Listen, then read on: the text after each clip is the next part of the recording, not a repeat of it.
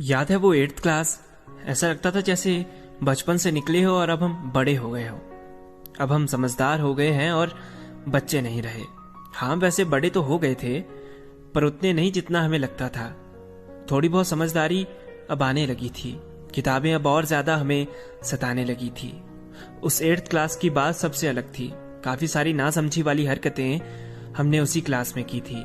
7th class तक हर चीज से घबराने वाले हम 8th क्लास तक आते आते काफी शातिर हो गए थे।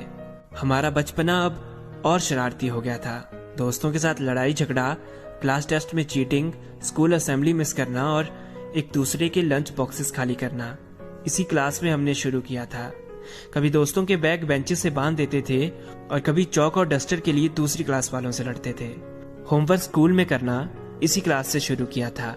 काफी बचपने में और ढेर सारी मस्ती में हमने उन लम्हों को जिया था। याद है वो 8th क्लास।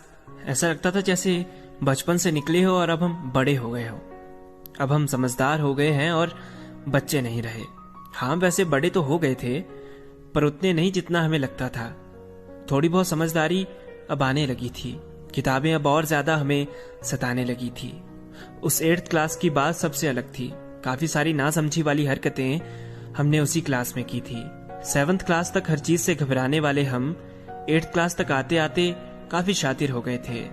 हमारा बचपना अब और शरारती हो गया था। दोस्तों के साथ लड़ाई झगड़ा, क्लास टेस्ट में चीटिंग, स्कूल असेंबली मिस करना और एक दूसरे के लंच बॉक्सेस खाली करना, इसी क्लास में हमने शुरू किया था। कभी दोस्तों के बैग बेंचेस से बांध देते थे और कभी चौक और डस्टर के लिए दूसरी क्लास वालों से लड़ते थे। होमवर्क स्कूल में करना इसी क्लास से शुरू किया था। काफी बचपने में और ढेर सारी मस्ती में हमने उन लम्हों को जिया था।